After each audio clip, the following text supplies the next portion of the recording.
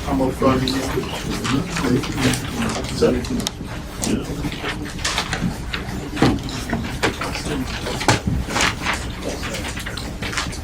Again, welcome. My name is Andrew Anderson, and I'm with the National Investment Commission. Once again, on behalf of the Honorable Chairman of the National Investment Commission, Honorable Mulwet B. Gray, we want to extend thanks and appreciation for honoring our invitation. Today's program marks the official presentation of the feasibility study for a proposed 20 megawatt solar energy project that has been proposed by Gigawatt Global. Gigawatt Global is an energy company that is actually based in Israel and have a corporate office in Amsterdam, the Netherlands.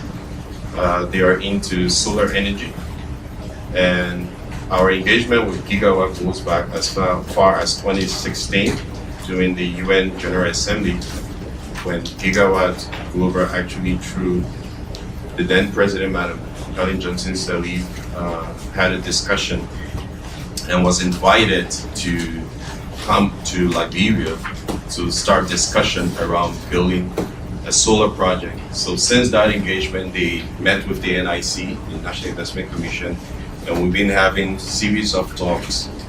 And when the new administration came in, they came back, and we had a memorandum of understanding that was then established, which then gave rise to Gigawatt Global doing a feasibility study.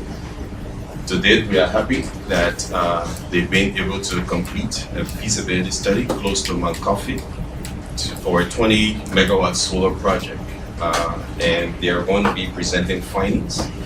The study basically covered three broad areas: environmental, technical, as well as financial. So without further ado, I would like to welcome Honorable Mulwet B. Gray, who is going to be providing opening remarks. Thank you. Thank you all for coming. Time is fast spent. What I want to say is you're all welcome. It's good to have Gigawatts here to do this presentation. I remember the last time I visited the solar field in the south of Israel, close to Eilat, and these guys are implementing these projects in other parts of the world. Somewhere in East Africa, I think Uganda. Rwanda, they have a solar field. Interestingly, the shape of the solar field is like the map of Africa. So I was like, you have to implement a project that looks like the map of Liberia. So but we'll look at that in the future. But it's good to have you all. Like my colleague, Mr. Anderson, said, this is a growing concern from 2016 onwards. Initially, when Gigawatts came to Liberia, sorry for my voice, I have a cold. When Gigawatts came to Liberia, because of the concept of developing an airport city, the initial thought was that they put the setup at the RIA, okay, to show their commitment. When the government decided that they should at least set up at the Mount Coffee so that they can have, have a connection to the grid, they said no problem. And so it shows that this company is interested in setting up in Liberia for very good reasons, and we are happy that they are here. And I think it's good that we, see findings coming out of feasibility studies, maybe raise some questions, get some next steps, and then so we can move this project forward. Thank you all for coming, and let's have a fabulous time. Thank you. I would now like to invite Mr. Yosef Abramowitz. He's the Chief Executive Officer for Gigawatt. Great, thank you. Wow, well, we've come a long way. Your Excellencies, Your Honorables, friends, I hope we can say friends at this point. It's not our first time in Liberia, and it certainly won't be the last. My name is Yosef Abramowitz. I put together the team that established the solar power industry in the state of Israel.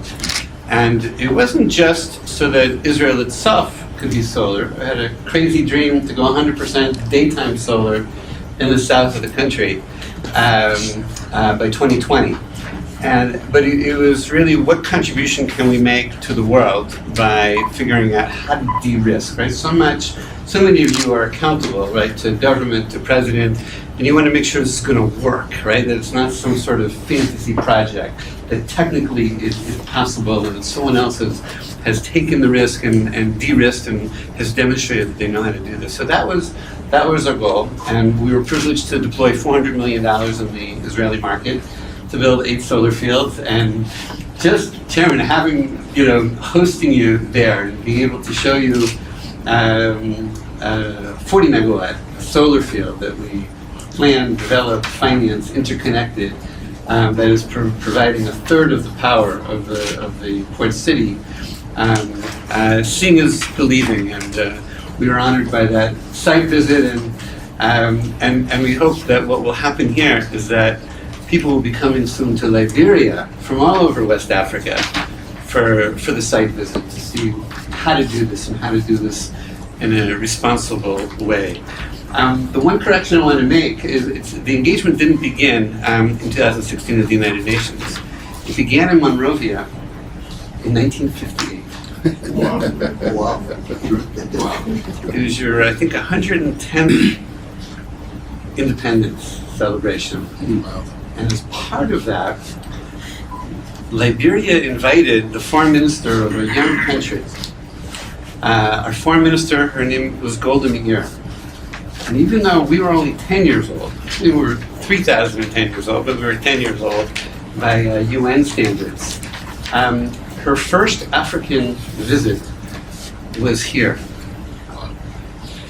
And she was welcomed, she writes in her autobiography, like a biblical queen, right out of the pages of the holy books. And when she went back home to Jerusalem, where I lived, and met with David Ben-Gurion, our founding prime minister, she said, look, we're a small country, we're a poor country, but we have technical abilities. We owe it to our brothers and sisters, particularly in Liberia, to share whatever knowledge we have. And so they established something called Mashav because of that trip and because of the warm welcome she received. And so Mashav is the technical assistance arm of the state of Israel. Israel doesn't do foreign aid the way, big dollars. It does technical training. And so we're very much privileged to walk in her footsteps and to come back to Monrovia, which does always feel like home, and where we are always welcomed so warmly. And to come, welcome, and to come really in the spirit of partnership. We have no colonial history, right?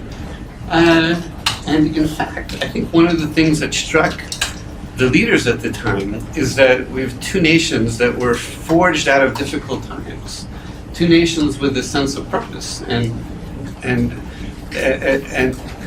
out of the darkness to provide a new model, right? A new light to the world in some respects. So we thank you for continuing the tradition of welcoming people from Jerusalem with such open arms, and to give us the opportunity to share whatever it is that we have learned all these years. Because whatever we know is officially yours as well. When we built the first Power Africa interconnection in Rwanda, supplying 6% of its power, it was a sea change for Africa. And this we really give credit to President Kagame. Because much like what we're finding now in this government in Liberia, is very professional. They had assigned the Rwandan Development Board to figure this out, because no one had ever done this before in Sub-Saharan Africa. And when we did that, both the State of Israel as well as Power Africa said, Liberia was always our priority when we began the U.S. Power Africa program. But for whatever the reasons are, and you know your reasons even better than we do, no one has done this. And so both when the superpower, and your main fiscal sponsor, for your project says, we're asking you to do this, and then our home and our spiritual home and the deep roots of the relationship, they said, this is also a priority for us. We've said all along, this is a priority, and so we are here, and we're here to complete the mission, essentially, with you. Yes, we did sign at the UN, and you're right, it was airport, it was maybe the hotel, it was maybe Firestone. But the nature of our relationship, it is a partnership, and very much when the minister says, no, this is what we need, and this is where we need it. The idea is, it's your country. It's your electric sovereignty that we want to strengthen, right? It is your destiny, it is your people's lives. And so for us, it's really about listening. And so thank you for the direction that you've given us. I apologize that the first field won't be in the shape of Liberia, but the follow-on field we will endeavor. It's a promise. Well, we will endeavor. What it is look, the previous government, the LEC, was supposed to give us the land, and they didn't. So then we had to make do. But we know that this government, since we're working hand in hand, you will help us for the second piece of land to be able to complete the 35 megawatt request. And if you help us with the land, we will shape it together so it'll be a national symbol of your green energy independence. So we'll be delighted. And that is therefore a promise in that context. I was privileged to be back here with our Prime Minister Netanyahu. And talk about, again, a warm welcome. We came in for the ECOWAS summit. It was the first time that someone who's not a head of state from ECOWAS was able to address the summit. And we really felt the hospitality and the desire to put together the pieces for the people of Liberia, from the people of Israel. At that time, we even initialed 99% done power purchase agreement, folks. I mean, the hardest part is done. In commercial terms, great. It'll be open book. It'll make sense. We'll figure all that stuff out. But a lot of the hard work was actually done. And so what we're looking forward to is, after the presentation and any kind of questions that we remain, we're ready to move forward. Because it's not only that we came to ECOWAS, but His Excellency came on a state visit to Israel with many of you. And what you were looking for is solutions, not just talk. You're looking for the actual training, the actual investments, the actual projects, so that you can deliver the goods to your people, right? So the reciprocity has been ongoing at every level. What I want to say about this government as well, and it's not to critique what was, but I was privileged to be at the board meeting of the African Development Bank in Korea with His Excellency the Minister of Finance. And it was nice to be part of the Power Africa delegation, because a lot of the financing will be Power Africa financing. And after the presentation, the head of the World Bank is sitting there. Dr. Adesina, the chairman of the bank, is over there, and then Mark Green, the administrator for USAID. The first hand that went up was His Excellency, the finance minister. He said, this is all fine and good, but what about the private sector? What are you doing to bring the private sector? No country, he said, has lifted itself out of poverty on charity and foreign aid alone. We need the private sector, so what are you doing? So this is part of the answer to His Excellency, and of course he's right. And whoever is the first one in a particular market to go in always has the hardest time, right? But what I've noticed is that not only the orientation of the government, so you do want the private investment, but the stewardship truly has given us confidence to keep investing money, and to keep coming back, and to bring this deal now to fruition. So I want to thank certainly the president, right, and the chairman, really. The stewardship, we know that we have an address. We'll never understand all the moving pieces in the country as good as you, but we know that by working together, we can overcome that. And then, again, we know it also takes a global village to lift up a solar industry. And you've been dealing with a global village, right? In a sense, for your power needs. And And it's complex. We know it's complicated, and we know that there's different things that you're weighing. But one of the things about working together is that we're bringing the global village with us, right? I'm so happy to see our partners at AFDB here. We're doing a variety of projects with AFDB across the continent. And they keep pressuring us, create more opportunities for us in more vulnerable states. So I hope that term is okay to apply here. We know you're on your way to greater strength. World Bank, obviously, I'm really pleased to announce that the World Bank through MIGA is going to provide an insurance wrap for this project. I met with that head of MIGA, and Liberia is a high priority. And that means that we know that our friends in the British government, REPP, we definitely want to show our gratitude to them because they're taking risk, early risk with us. And this means that as a government, we're going to take this project all the way through to financial close.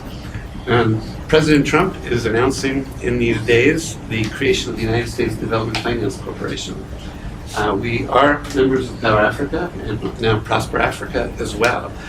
But the U.S. government is about to unleash $60 billion for U.S.-related companies to work in the least developed countries, which is extraordinary. And in addition to whatever humanitarian benefit, he's also doing it because of U.S. jobs. So we're also very pleased to announce that we have a deal with a U.S. company called First Solar. They produce the panels.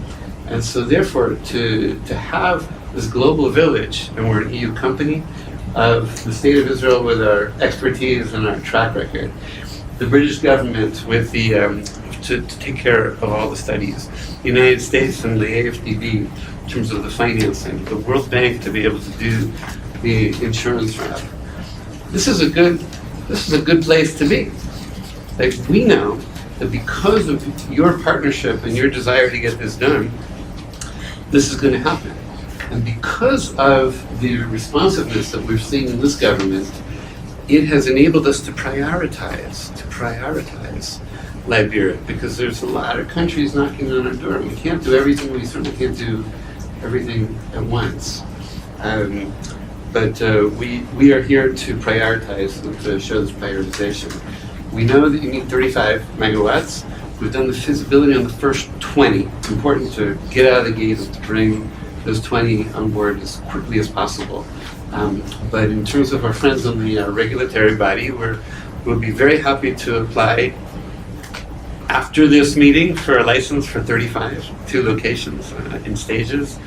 We would hope that the PPA with LDC will be for the 35.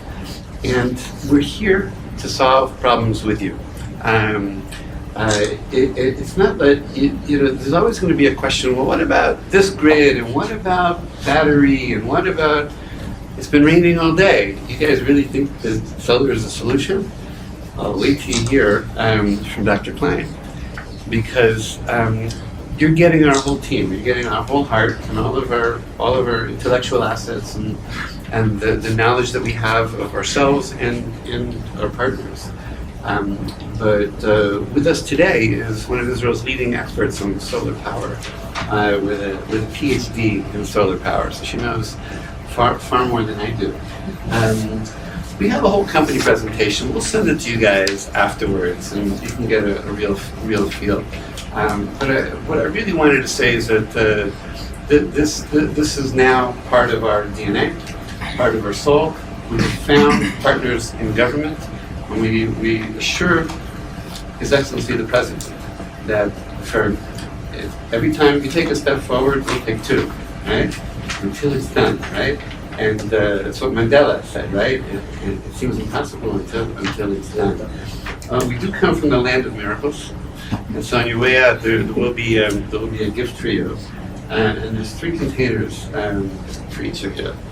So, oil, olive oil, right? So, in the time of Jesus, you didn't have the light bulbs or generators, but it was burning oil was the way to do it.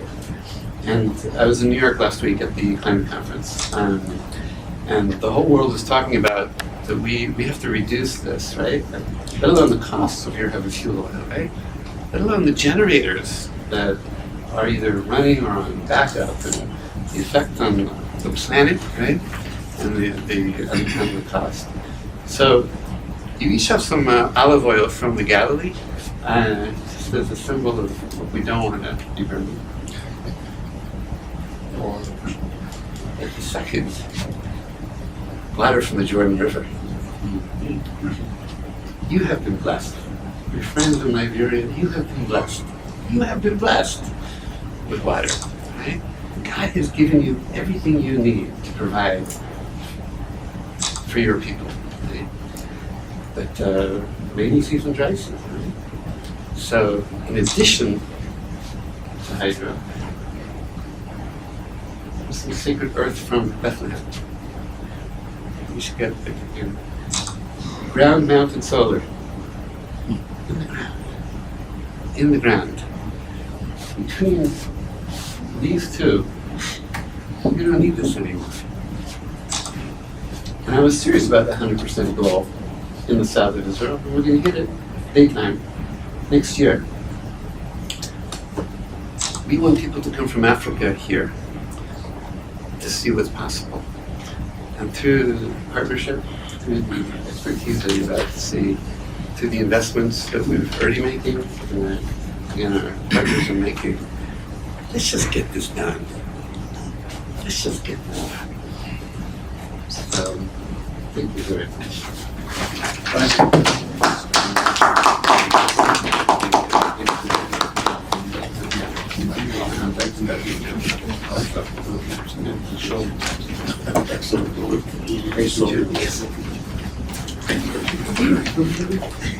Thank you. Yeah, Thank you so much. Thank you. Of that inspiring overview. Quickly before we proceed with Dr. Hanna, in terms of the presentation, we would like to just do a quick round of introduction. And I would like to start from on far left. Can you just stand, give us your name, where you're from, and which institution you're Sure. Good morning. I'm Bonnie Baker, Senior Private Sector Specialist with IFC. But today I'm actually wearing two hats. I'm representing the World Bank Group. So I'm representing IFC, but also the World Bank, and Prima extends its regrets for not being able to attend. Thank you. Good morning. My name is Jay Loshostalu. I'm the chairman of the Liberian Electricity Regulatory Commission. Happy to be here and meet Gigawatt people again. Thank you. My name is Gessler Ivory. I'm the Minister of Mines and Energy, Liberia. I'm Charles R.G. Wright, Economic Advisor to His Excellency the President. My name is Maule Gray, Chairman of the National Investment Commission. Morning. My name is Jenkins Flower. I'm from the Embassy of Sweden, and there I'm responsible for energy. So super happy to see, especially what comes out of this presentation in terms of the details, because Sweden, as part of our Power Africa initiative, we've got currently 2 energy programs again targeting solar energy, but particularly trying to incentivize the private sector. So it's all about increasing the role of the private sector in using solar and renewable energy to provide much more efficient and clean energy access to the rural population. So super interesting topic for us. Yosef, friend of Liberia. So my name is John Gidala Jr. I come from the Environmental Protection Agency. Hello, my name is Aliyu Fuad Nye. I'm the head for economic regulations at the LERC. I'm Jim Kamara, Principal Economic Advisor to the Deputy Minister for Economic Management, Ministry of Finance. And I'm representing the Minister of Finance. Paul William Thompson, I'm the Technical Assistant to the Minister of Management. Emmanuel Manuel. I'm a power engineer from African Development Bank. So I'm here representing the African Development Bank, and I am a witness of Gigawatt Global because I'm from Rwanda actually. So this is story you are talking about. When it was started, I was in Rwanda. It's 9 gigawatts. I think it's in the eastern part of Rwanda. Very good, very good. That's amazing. I knew you were from Rwanda. Thank you so much. My name is Sam Ross. I'm the consultant to the chairman of the Electricity Corporation.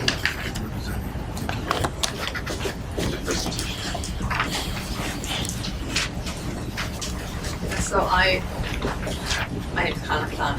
I have a PhD in solar energy, so that is my expertise. But I worked for many years at Vattenfall in Sweden, which is one of the biggest utilities in Europe.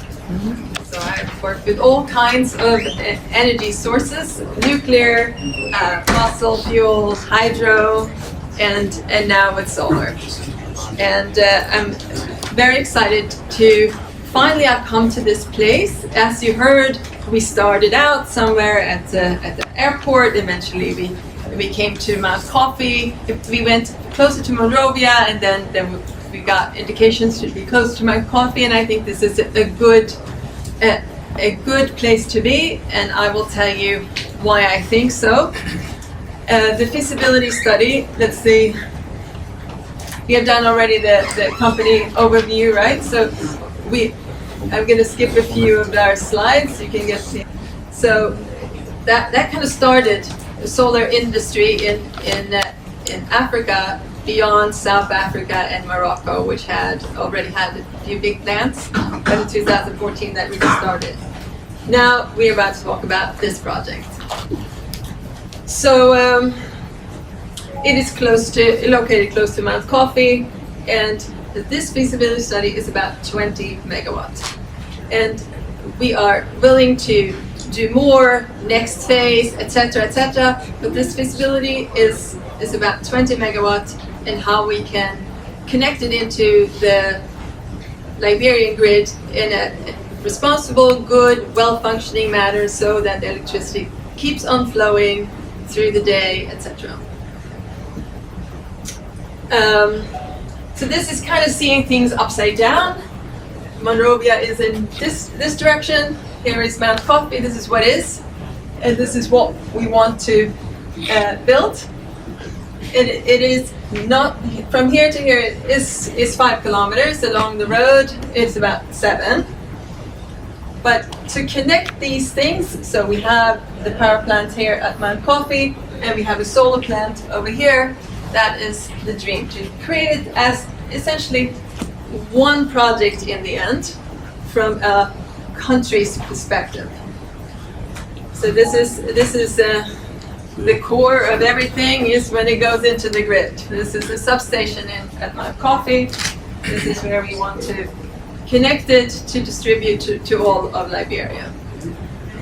So the goal of this study was to find out if this land, and from all the different, this land, this location, would be working out. When it comes to, for us, extremely important with the environmental social impact, is this part of the original rainforest?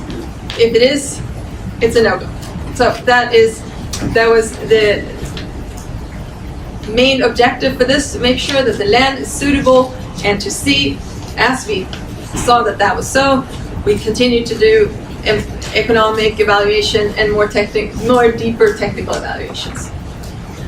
So the result is that this land is appropriate, and we're really excited about next steps. So we have a long list of what we want to do. We want to simply find out if the land can connect, is good, we can connect electricity to a transmission line, and eventually come down to the cost. And finally, and what I hope to start tomorrow, is to really register a project with the Environmental Protection Agency and start an official environmental and social impact assessment study. What we have done here is for us to feel comfortable. It is not any official environmental study in any way. So the study itself was performed from March to June this year by the engineering and environmental experts from Wood Group in the UK, and with help of Liberian company named Earth Time, who is certified for it from the EPA. So, yeah, here, this was for me the most crucial part. I cannot come to the site and know if this is part of the original rainforest. I need to have an expert to define that. So the site is clearly been manipulated by human beings, so it means there's been having different seasons of burning or cutting down the trees, and they call it pioneer species like bamboo, things that are growing very fast. That shows that it's not the original forest that's there. Very important for us. No rare species were identified. We saw here is a African harrier hawk was flying over, but is not endangered by the stationary solar field. So in that regard, it was very positive. When it comes to the site suitability for social impact, there are informally some locals are farming on the land which is privately owned, and that will be of course taken care of, and they were properly compensated through the process. There is a groundwater well, but no buildings on the site. I don't know if you can see that it's a red line showing the site here, and it has no buildings inside of it. Outside here are buildings, and there's some cemetery. So that is also for us comforting. We don't want to uproot people. We don't want to make changes that are negatively impacting the locals. And it would never fly with the World Bank Group. They drill me like, whew. So now that I've been trained by the World Bank Group's environmental experts, I know exactly what to look for, and I don't miss a thing. Yeah, the rains, Liberia, as you of course are very well aware of. So we need to understand if the site is first appropriate, that it's relatively flat, and it is. And what to do about the hydrology. We could see that there are some sites that might be flooded during the year, the rainy season, and we will have to do a real proper hydrology study. I think again we will come to the Environmental Protection Agency to ask for assistance with who are experts in this regard in the country. So from this we can see that the land is appropriate. It's good. It's exciting. We are ready to look to next steps, which is, can we transport things? Is this a good location we can bring all the goods to it? So this shows the transport route. It's close to Monrovia. It's only 23 kilometers away from the port.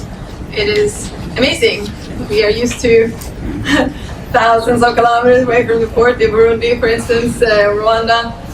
So We're this in northern Nigeria. yeah. So this is fantastic.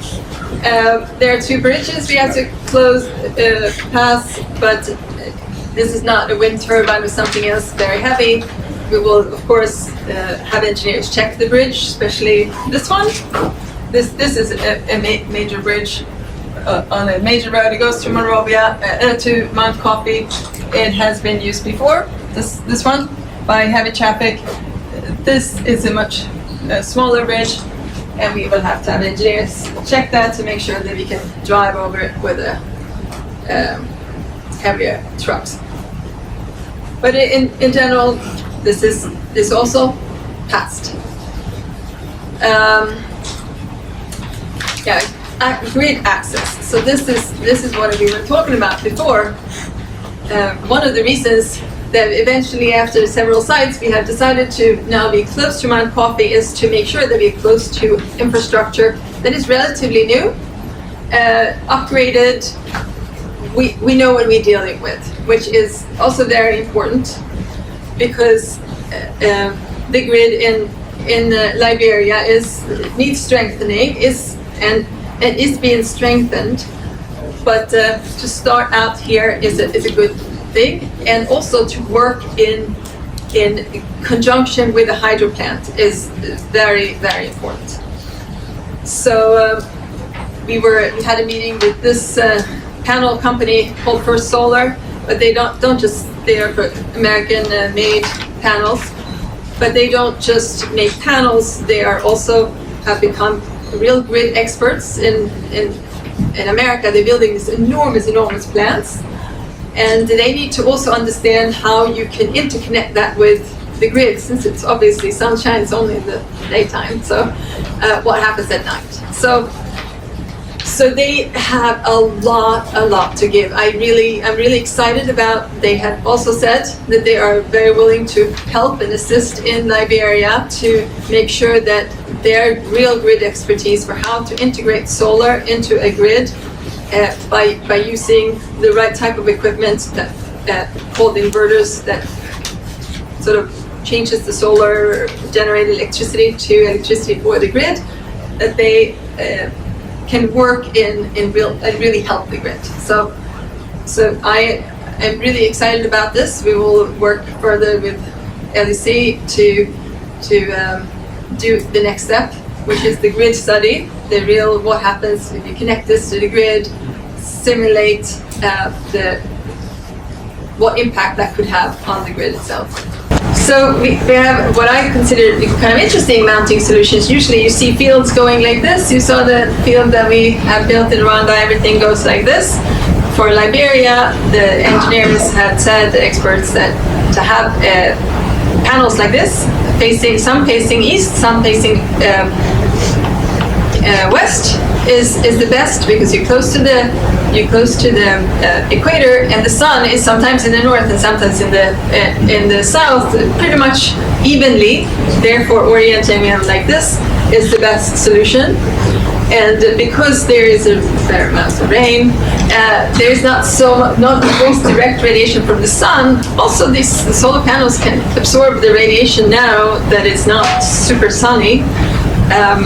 But it's not called direct radiation, it's scattered, it comes from each direction. So to have trackers, you need to be able to concentrate. It needs to come straight from the sun. Otherwise, it doesn't help you so much. So we found out that having stationary, these little rooftop things, is the best setup. And we have chosen First Solar for being very good in humid climates, and something called string inverters, which means you have many small inverters throughout the field. So here is the field, and here you see all these little rows, some facing this, some facing that direction. And this is 26 megawatts solar peak, we call it, which means when you look at the panel, it says that it's going to produce this much. It has a rating on it, but it's not really what comes out to the grid. So in order to get 20 megawatt out to the grid, you need to have more panels than 20 megawatt panel. So you see the field. This is the perimeters of the land we have. It is pretty full. And that's why we couldn't make the map of Liberia. We wanted to, but it didn't really come out good here. But also it's hard for us to expand on this land. So the next step will be, if we want more expansion, we see that there is an interest from the Liberian side to have more power around Mount Coffee. We will look for a different site for the next. This is the first 20, and we have to look for another appropriate site. It should not be very difficult to find. We have made a yield assessment, and here you kind of know this, right? Here's the rainy season. Let's say October. Usually it's not so rainy, but here it produces less in the rainy season. It's still not terribly bad. It goes down to about 37% of the dry season. So it still produces even if it's rainy, which I think is also good to know. The rain also cleans them perfectly, right? The panels are spick and span when it's time for them to work, which is good. The one thing I want to say about that, oftentimes when people are doing, electricity companies are doing their planning, they don't look at solar as base load, right, because of the notion of intermittency. There's going to be a certain amount that's going to provide base load even when it's cloudy and raining. And it's an important change in perspective, which is why we picked the first solar. Yeah.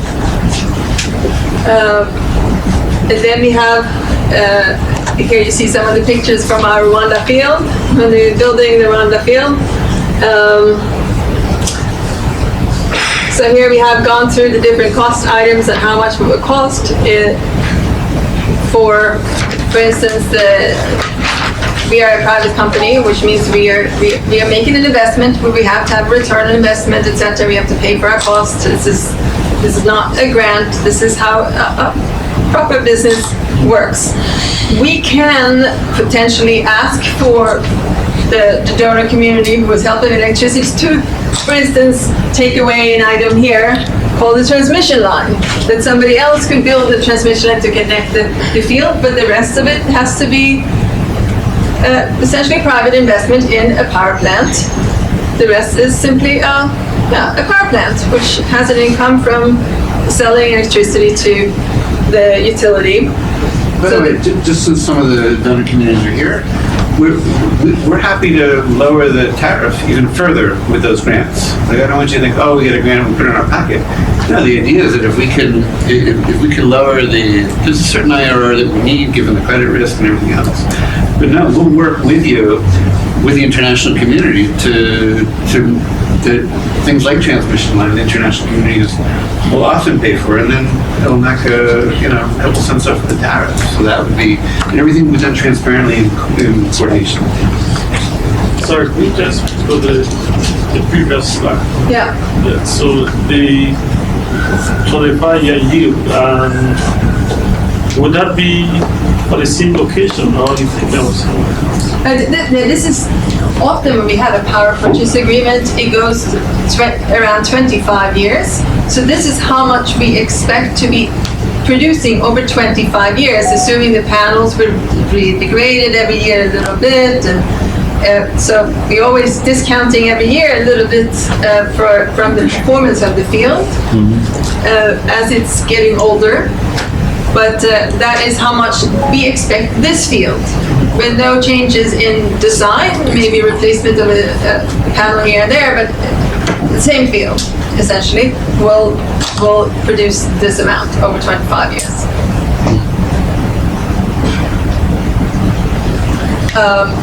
So we have presented, I think you're very welcome to come to me and discuss any technical points. I do not think that this is the place for it, but I have a lot more detail. We're going to meet more detailed studies as we're starting the environmental study now, and we're starting grid studies. We're going to do hydrology, geology, so we know what we're going to build. So we're going to be much more technical as we go along, and you're very welcome to ask me for more specifics on any of these topics. But for us, the next steps is the most important. That's why we're here to further the action. So now let's move on. So as Yosef had talked about before, we had started the PPA negotiations with the previous government, realizing that a new government will absolutely, certainly be coming into power. And it is better to wait with its financial terms until we have buy-in from the new government. So now it's a good time to, after we have done this feasibility study, just start that next step. We start having ideas about the costs and production, etc. Now we can have what we call the open book negotiations. This is how much costs we will have. This is how much we will generate, which means how much we can have income theoretically. And so this is the tariff we can live with. Thank you, Hanna, for a beautiful presentation on the findings of the feasibility study. Mine is a short one. Assuming we had a PPA consummated tomorrow, how long will it take for for the plan to be, for the solar field to be up and running? Yeah, it depends on. Ceteris paribus, considering that you have a transmission line in there, but the field itself up and running. This is why we need to start doing many things in parallel. The World Bank, this wonderful gentleman representing a fantastic institution that is notoriously extremely slow. No.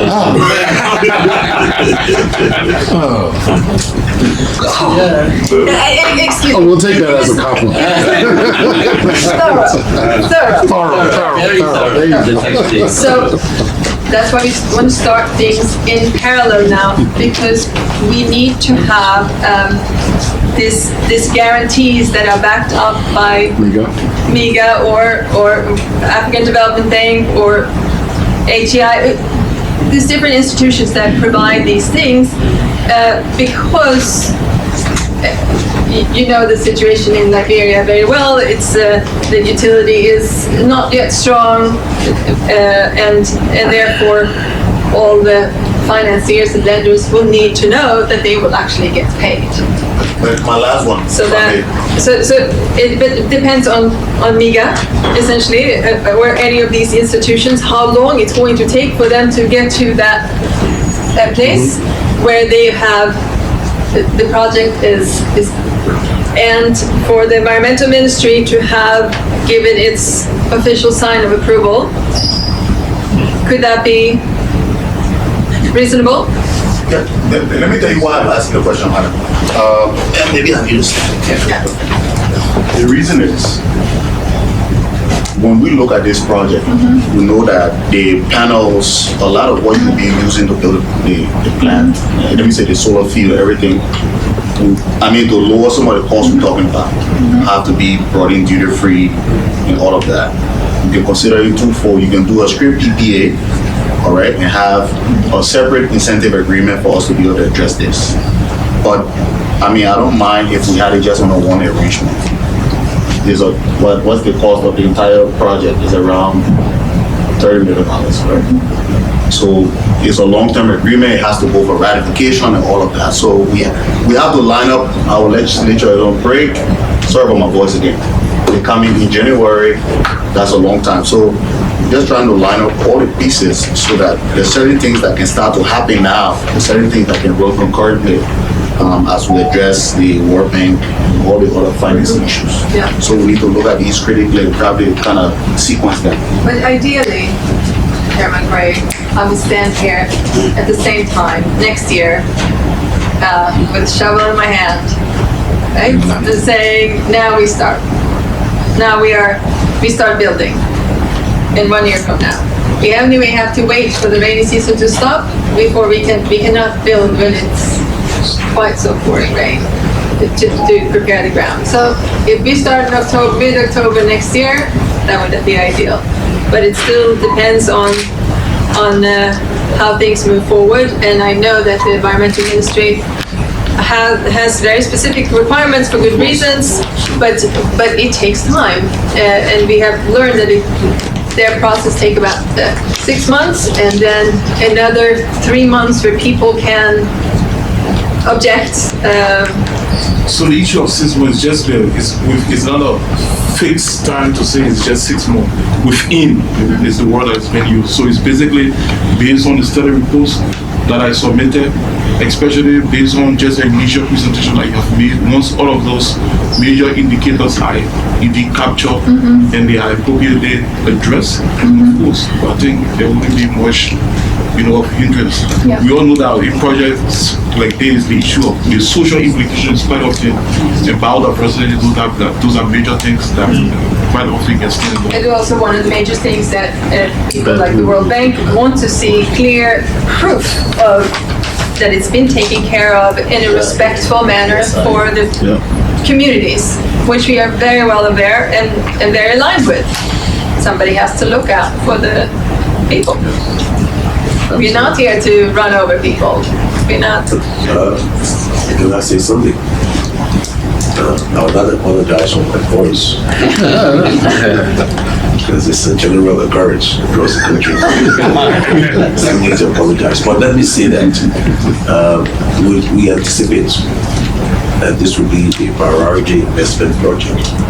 That being the case, all government stakeholders have to work in concert to make sure that this project kicks off. Consider that will be a very, very important component towards filling in the generation gap during the dry season. So once we endorse the concept that it is a priority investment project, we should implement our EPA and the regular developers to ensure that we reduce the time frame in terms of meeting certain baseline requirements. So that is extremely important. You are absolutely right. That is what we need. So it has become something that the country needs to help work together on. Because there is all these different things that have to happen. The regulator has to say their thing, the Ministry of Energy has to say their thing, the environmental, the finance ministry. Everybody has their things and regulations, etc. Yes. Yeah, I'm sorry, I think enrichment, I want clarity on, is it going to be a loan, the investment, is it going to be a loan to the government? No.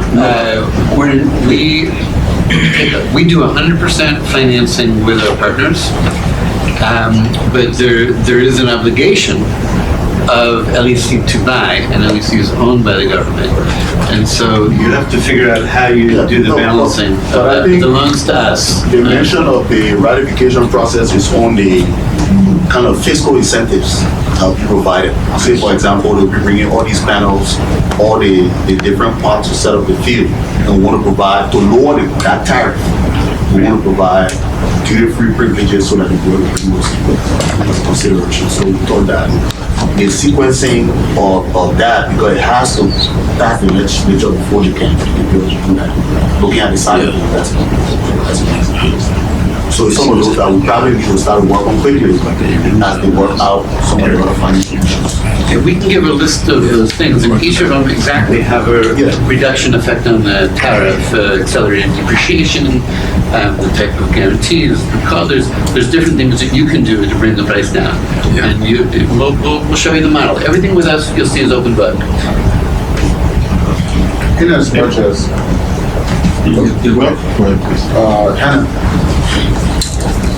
the Wood Group, together with F-Time, has done a pretty comprehensive feasibility study.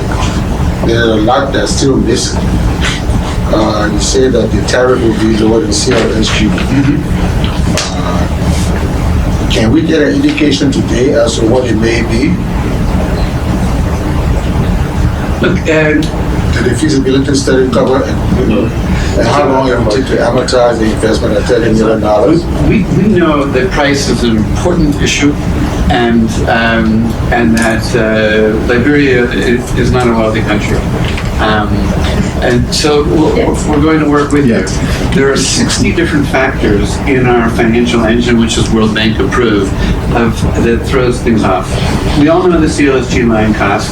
We're coming in under. How much under is now going to depend on a whole variety of things, some within our control and some not in our control. So if you say, no, sorry, you don't have the custom tax exemption, it's like, oh, drat, that's going to affect certain things. And the cost of capital is going to depend upon how strong the PPA is according to international financing standards. So the stronger and more professional the PPA is, the power purchase agreement is, the lower the cost of our capital. So right now our commitment is to come in under the cost of the CLSG, so you're not even, so you know that you're coming out ahead. Like, you need to know in advance.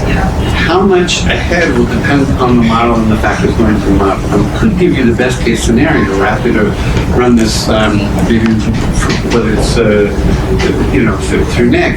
We can show you the effect of all these different things that we'll have in the tariff. We haven't done the final bid yet on the panels and on the EPC. There's some things in there.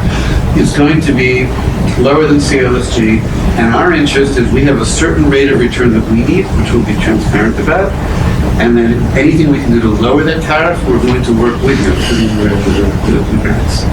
So committing to a price now is not a great idea, because what happens when you find with governments, they just log on to that, and then they'll charge us double on the land, and how do there are those kinds of factors.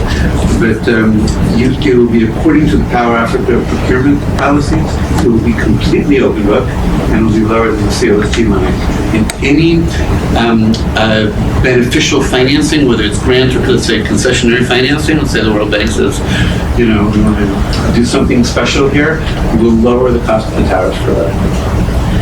Okay, so it's under consideration. There are many factors that will you have to be taken into to determine the price. Yes, but the starting line is lower than the CLST line. Well, okay, that sounds good. And it can go down from there. And it can go down from there.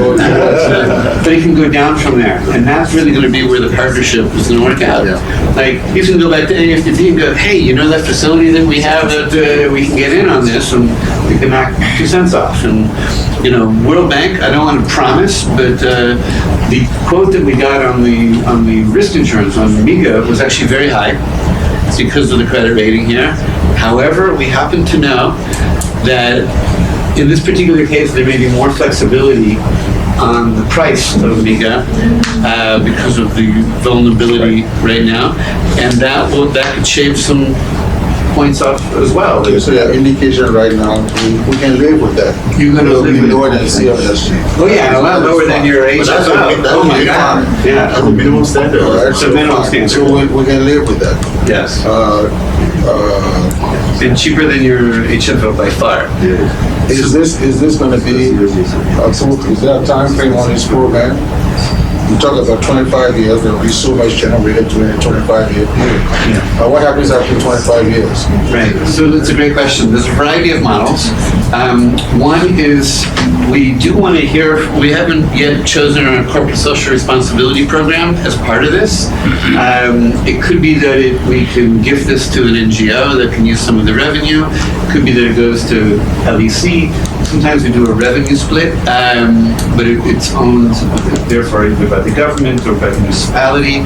We're open to the kind of models that make sense for you. We're not dogmatic about it. So we're not, 25 years is also not cast in concrete? No, the contract has to be 25 years because the World Bank can say, hey, so you need that in place. But once the loan is paid off and all of that, we can find an extra beneficial way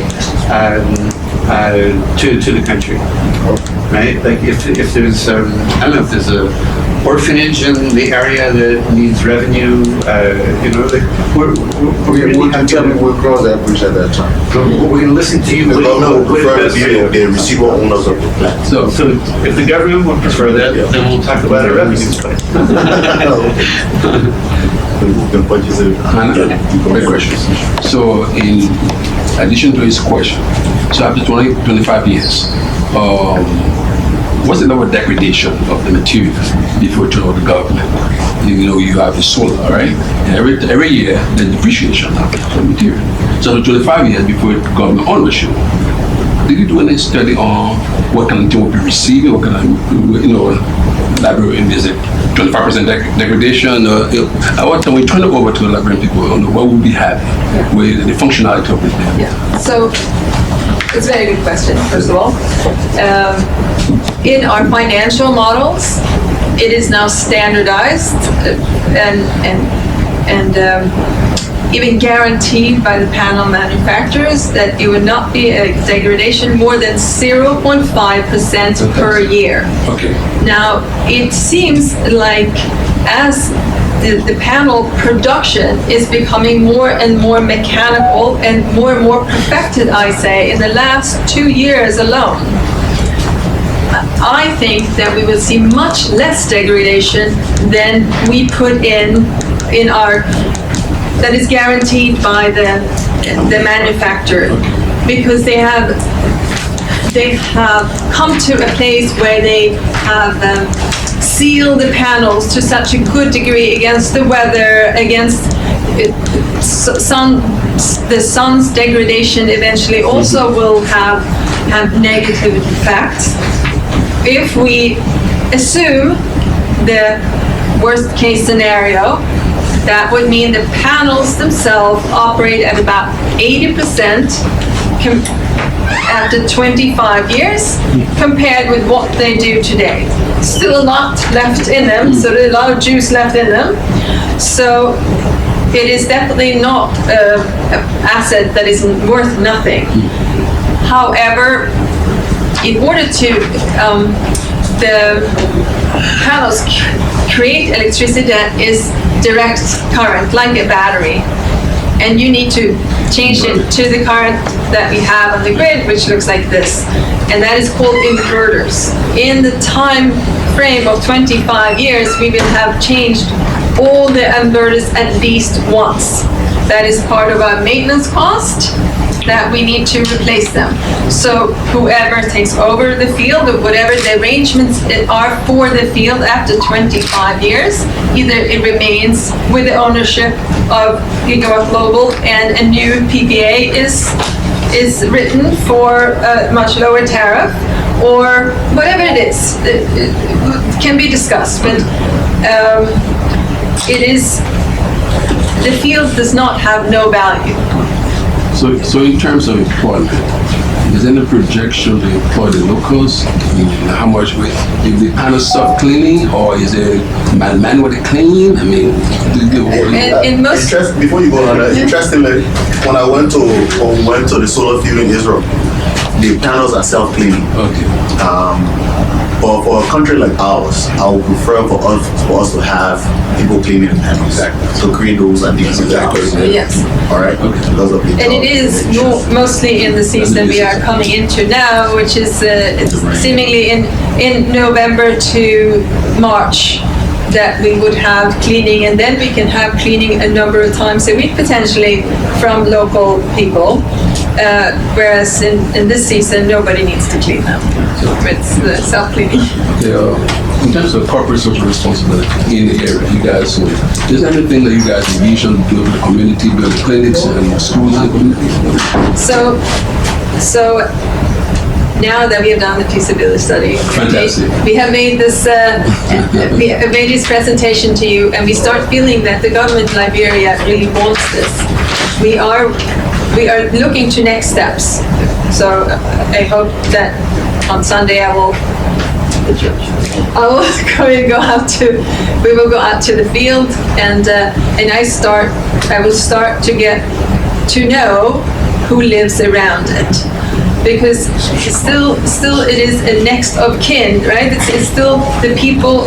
There's all the people of Liberia clearly, but we prefer to see that the people who are living immediately around the field are our family in a way, right? They are directly affected, and they should also be directly somehow benefited. What is it they need? What is they are dreaming of, hoping for? What is, I don't know yet. Describe the Burundi, just as an example, which came from the community. They have 12 mills, and people come with their cassava, etc., to have it milled.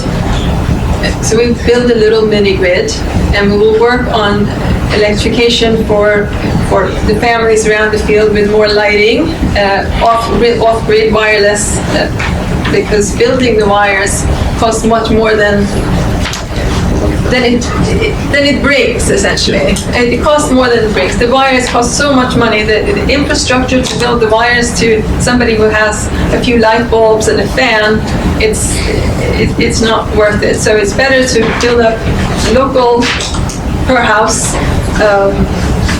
off-grid solutions for everyday use, whereas in the market village, we will build a mini grid, which again, it's going to operate as a proper company, because otherwise you donate it, and after 3 years, there's no money for maintenance, and nobody's paying anything, and it doesn't work. So we have to build it up as a company with proper maintenance and proper people running it, and then we can expand it and have cold storage and cooking facilities and assist with different NGOs to to build up potential businesses that this village can. So the key for us philosophically is local back to sovereignty, electric sovereignty for productive use. What kind of businesses would they need? What would make their farming more effective? So here, there are diesel generators in Burundi that are running the flour mills, right? Very, very, very expensive and polluting. We're switching to solar and we're cutting that price in half. So that's money in the pocket of the farmers. So we will do this assessment and we'll get back to you. But each community is different. In some people, in some places, they have no access to healthcare at all, and the most crying need is some kind of a health clinic that. But usually we try to think still electricity in mind. What can electricity build? So if we help with a health clinic, it would be focused on bringing light, somebody's giving birth, we have a birthing kit so you can see when whatever it is, it still would have some connection to electricity. I just wanted to add to something, but the money you go next. I have a couple of points on the World Bank Group and our time, but before, since we're talking about social, corporate social responsibility, I think if you could go back to the map where you showed the line.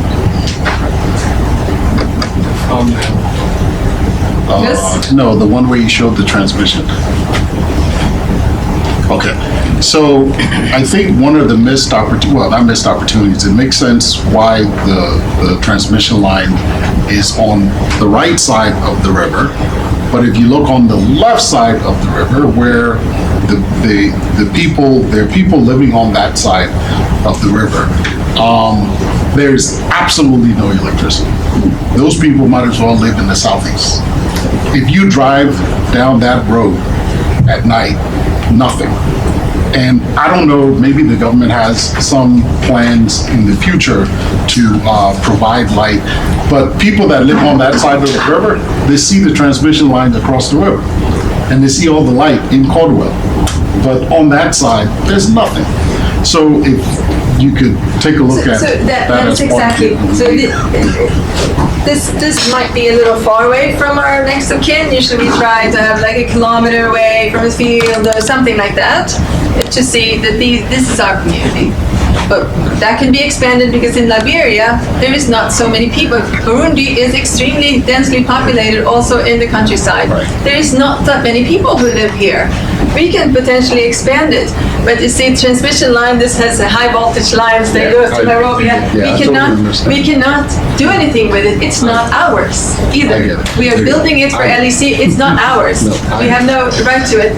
But we can help these people to assess the surrounding areas to see what can be done in terms of a mini-grid electrification. We call it, in Burundi, we call it electricity planting and harvesting system. That you have to plant, which means you have to help people who have never had electricity before to think of what way they could use it for. What can they use it for, businesses, etc. This is only when you start having income from it, not just light, but income from it, that you can actually have more money so you can pay for the lighting or a fan or etc. etc. Right? So that's when it becomes sustainable. We need 1 minute to leave because I have to run. Taking into consideration all that has to be done and work concurrently with the International Financial World Bank Group, the EPA Group, the LEC, and yourselves, are we looking on the outside of a time range around 18 months from today if we had the ideal situation where everybody is working as effectively and as speedily as possible? We're looking at around 18 months, and you can pull your 18 plus months, because it depends from the signing of the PPA. I'm going to make that commitment. 18 months from the signing of the PPA and the implementation agreement, you'll be able to turn on the lights. Okay. I'm making that commitment.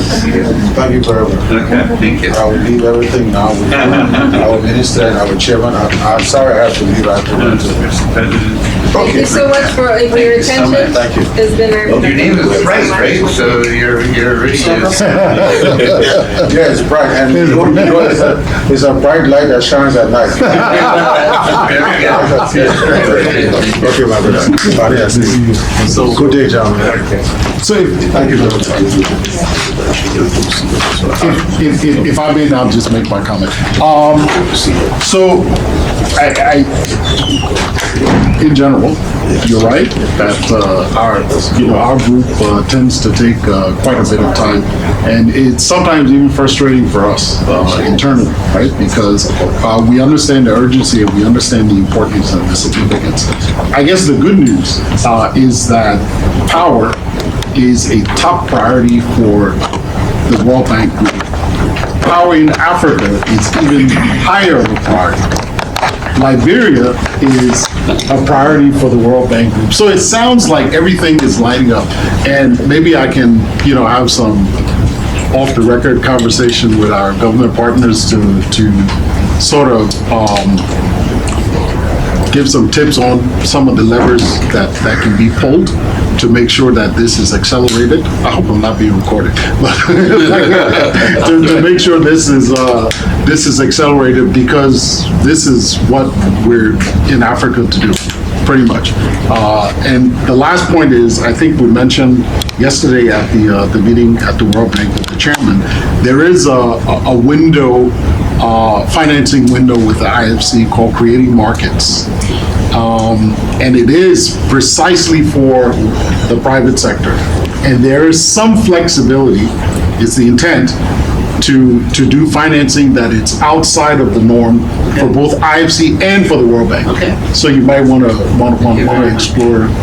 We'd like to invite Honorable Elisha Stalin, Chairman of the Liberia Electricity Regulatory Commission, and he's going to be providing us with an outlook on Liberia's energy regulatory framework. Chairman?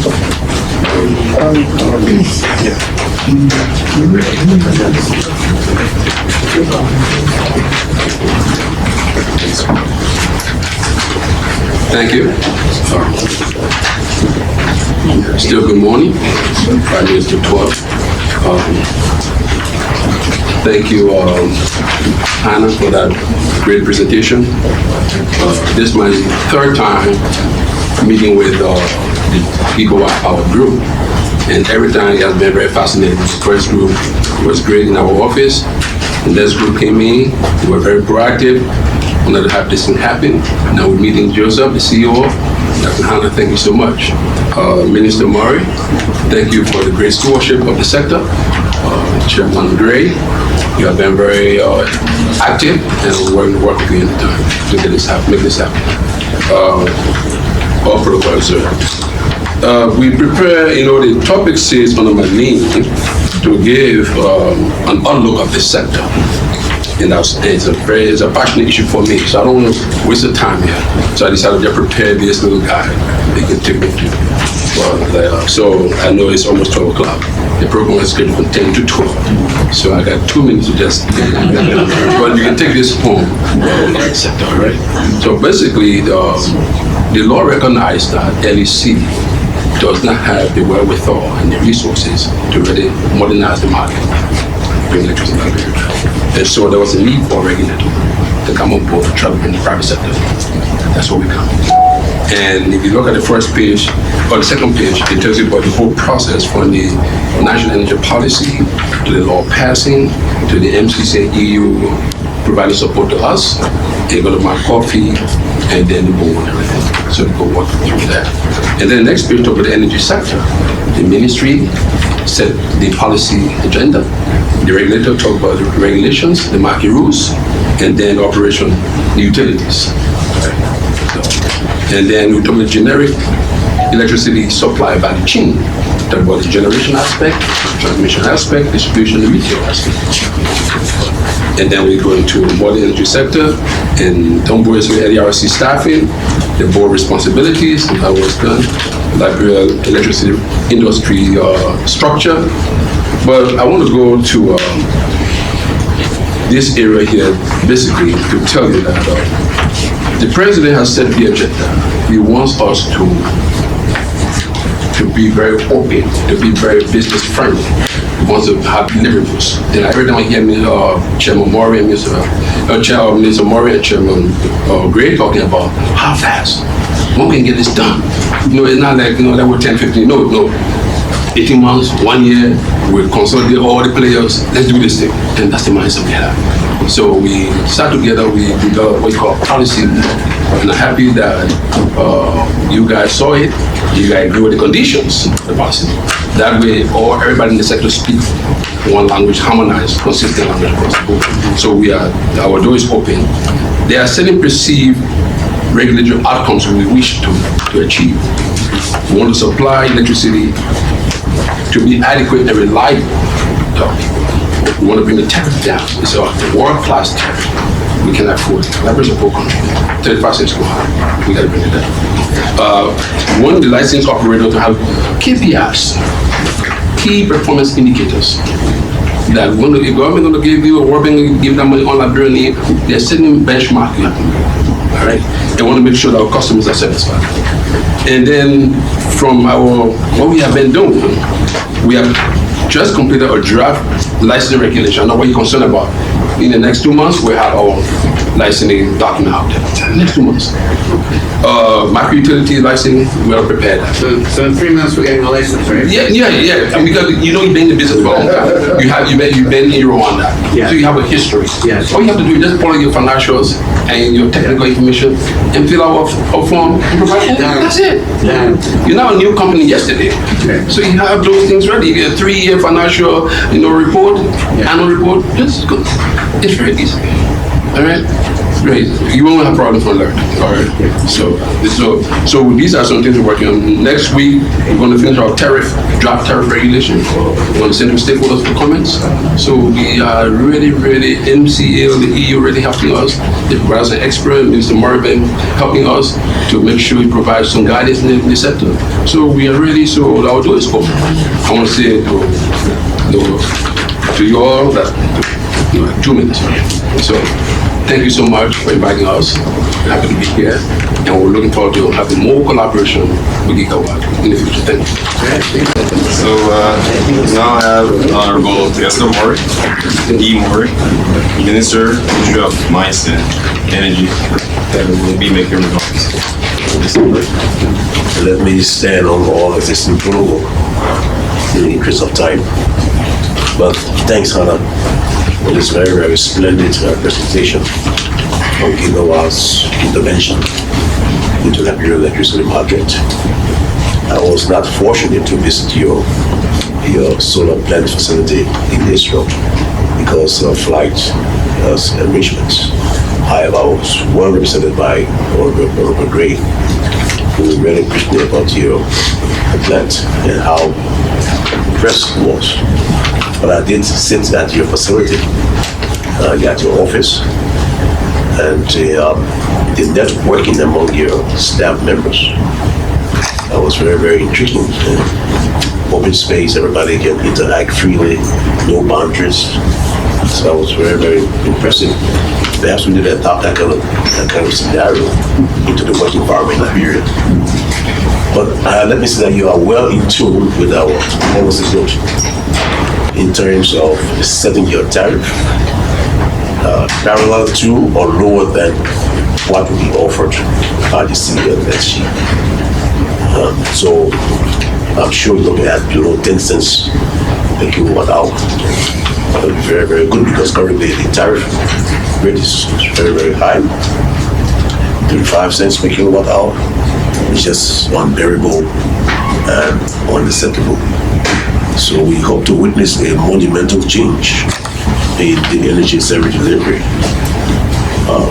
to the Liberian people when the CLSG goes live, hopefully December ending this year, or perhaps early first or second quarter of next year. I intend to conduct another tour of the CLSG sites next week perhaps I may revise my optimism as regards to delivery date.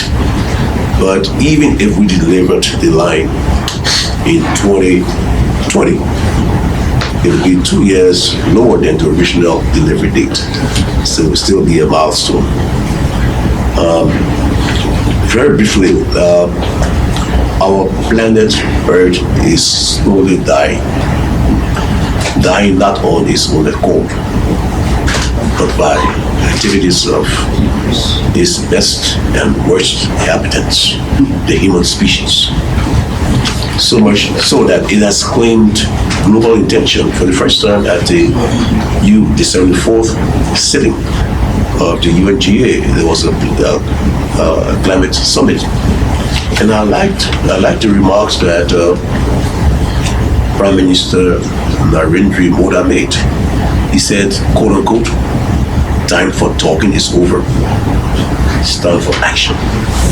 And you know that Prime Minister Modi and Emmanuel Macron are major proponents of the full utilization of solar power to reduce GHG emission levels, which are very, very high above the pre-industrial levels. So we have to all work in concert to ensure that our planet Earth is saved. Our vision at the Ministry of Mines and Energy is to see Liberia becoming a renewable energy hub with the capacity to export excess generation. And that vision has been coined around some tangibles. We have 6 months of rains and 6 months of sunshine. So our high irradiation level, considering the fact that we sit between the tropics of Cancer and Capricorn, enable us to generate a lot of solar energy. Our base load projection for solar energy between now and 2040 is placed at about 1,000 megawatts. So 35 from that base load, you see we have a lot to go. So thanks to Gigawatt for coming in to see us accomplish that vision. We at the Ministry of Mines and Energy act as an oversight and policy institution. We do not give regulations, we do not give licenses. However, we do preside over the development of Liberia's energy mix: solar, wind, fossil fuel, hydrocarbons. So there's this eclectic mix of stakeholders that we have to interface with. And so that puts us in a very, very tight position. And my friend and brother, Honorable Dr. Eloysius Dalu, I just conferred upon him a doctorate degree this morning. Thank you so much. So in the interest of time, there's a lot to be said and a lot to be done. But I'm sure, like Hanna indicated, we will further engage to know the fine details of the feasibility study. We have some concerns also. So we have our technical guys to look at the feasibility study and re-engage with you as we forward. I would like to reiterate that I would hope that this project be considered as a priority investment project. Because we have a serious generation gap during the dry season, which runs for 6 months, which begins perhaps from November of the preceding year up to April of the succeeding year. That period is a tough time for us. Just about to enter another dry season period, and we had hoped that Gigawatt had been well placed to fill in that gap. However, it's better late than never. So we look forward to working with you from the ministry's standpoint to ensure that you achieve success, because we consider you to be a well-placed partner in light of having alternative sources of energy with zero carbon footprint good environmental stewardship. Thank you. Not the least, I'd like to invite Mr. Sam Ross, as a consultant, and he will be speaking on behalf of Honorable Archie Bernard, who is the On behalf of the chairman of the LEC, Councilor Archie Bernard, I'd like to say thank you to the NIC. Thank you very much, Gigawatt, for a very impressive, informative, spirited conversation about your project. I want to say thank you to the minister and the chairman here for some of the work they've done. It's good to know they're making significant progress. I'll be very brief from the point of view of the utility. We'll look at the project from the point of view of the technology, the economics, the regulatory framework, and of course, I think from the point of view now, it's time. On the question of technology, there's no question that the answer does the impossible. So we're quite comfortable with, you're very impressed with things we've done. With respect to the economics, I heard some discussions about bidding in terms of the economics. The partners involved, the World Bank, the British, that's very strong partners. So that's very, very, very, very good. The regulatory framework has been pretty much laid out, and so we think that we're making progress. The only comment I want to make on behalf of the chairman, and I heard it over and over, is time. There are two categories of time. I heard her talk to the World Bank. I have to unfortunately re-echo some of the concerns she has with the partners. But that's one set of time, and we don't have much control over that. Perhaps when we have control over what the government actions are in key agencies, the licensing, procedural issues, and so forth. And I think that's where the opportunities are for us to accelerate the project. As the chairman, as the minister correctly said, it's a priority investment project given the gap. And the gap is now a one-time gap. We know that will be at least 5, 6, 7 years. We have the gap with respect to our generation issue. So I want to encourage the government side, in particular, to work in unison, as I heard, to move as quickly as possible. EPA, I hate to wrap with you, but we know that all these are part of the delays that give rise to that frustrate the purpose. From the point of energy, my last comment is that, look, we have conversations about energy and the cost of investment. Actually, it's a time question, because every day, month, year delay, we're not bringing access and a reasonable tariff to the market, significant loss to the economy, at least in terms of inefficiency. And so I would like for the government side to pay particular attention to the question of time. Finally, let me just say again, on his behalf, thank you very much. I think it's a very, very, very important project. I have my master copy agenda. So the chairman of the National Investment Commission is just going to once again give the final closing remarks. Once again, since I would like to just say, congratulations to Gigawatts for a milestone, trying to achieve this project. The NIC family, we're happy to work with you. I mean, you have all the major stakeholders in the room, including our development partners. But we want to assure you, and I would like to speak on behalf of His Excellency, to assure you that we're going to work with you to ensure that this project becomes a reality. The government, remember when we met in Israel at the Liberian-Israeli Investment Forum, the presentation that I made, the president has made it definitively clear that Liberia is open and ready for business.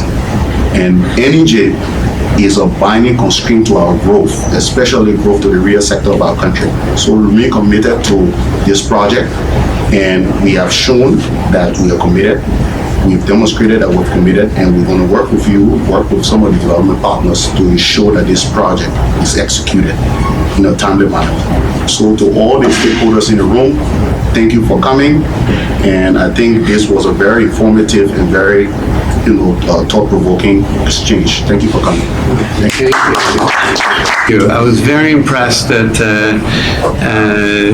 NIC was able to pull all the key stakeholders together, and that gives us as investors confidence in Liberia. And we've been here over the years, and not everybody was sort of talking the same talk or rowing in the right direction together. Today is a historic day because now we understand that Liberia wants this to happen, is going to make it happen. We will have the privilege of making this investment, and as the minister's aspirations about Liberia being a green energy hub in Africa and as an example to the rest of the world is going to happen because you've been blessed with hydro half the year, and you've been blessed the whole year really with sunshine because we can make solar even when it rains. So today was a historic meeting. We thank the government and all the stakeholders for participating, for making their commitments, and we now have friends and partners that we believe in want to go to the finish line. So we're going to make this investment.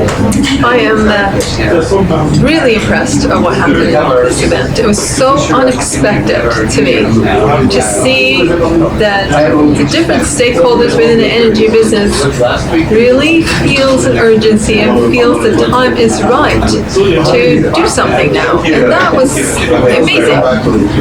That several people said together, if we realize that we will be this lowest link, then we will be the ones that will take the most time. And that is the most important, is that we together work on getting this through as soon as possible. And that is amazing. I really hope to ride on that wave. That is also with that attitude, Liberia's future is made. I think that Gigawatt Global has been a very good partner for Liberia. I've met their delegation a couple of times, and I'm very impressed with the delivery. We still have to go into technical details of our technical team, but the presentation overall looks very good. Some of the vibe we got is very promising, and with the corporate social responsibility that they're going to offer to us, and we're also happy that they can do this project in a short period of time to still deliverable to Liberia. At the end of the day, we want implementation of the project, we want deliverables, right? So we're happy that we have all the stakeholders here, the ministry is here, the NRC is here, the regulators are here, the World Bank people are here, so and the finance ministers and representatives here. So at least all the principal players are here. So let's just make it happen. So we're happy that everybody's here, you guys are here to report to the Liberian people that the president means well. He wants to really deliver light to the people. And so projects like these are very helpful. Well, I'm very impressed with turnout. Key players in the sector were here. The Minister of Mines, the Energy, the Chairman of the Liberia Regulatory Energy Commission, and also somebody from the Office of the Chairman of the LEC. I think the current CEO of the LEC couldn't be here because of some prior engagement. I think it was a very useful and a very informative gathering of key stakeholders as Gigawatt presented our feasibility studies for this 20 megawatts solar plant close to Mount Coffee. As you're aware, energy remains Liberia's binding constraint, and we believe that in order for us to stimulate the real sector of our country, for us to attract investment in agro-processing and to further industrialize and move along that value chain, we need to address energy considerations. So I think this meeting was very important. Now we're looking at next steps, looking at how we can close this project, provide all the support. As you're aware, His Excellency Dr. George Manawi has made it sufficiently clear that Liberia is looking for business, and he has therefore empowered the National Investment Commission to engage with investors. This gathering builds on our engagement with gigawatts from 2016. Last year, we did the Israeli Business Investment Forum in Tel Aviv. I personally visited the solar field in the south of Israel. And our commitment and the commitment of the president to engage investors across the world and show that we're open and receptive to investment is being made very clear. So thank you.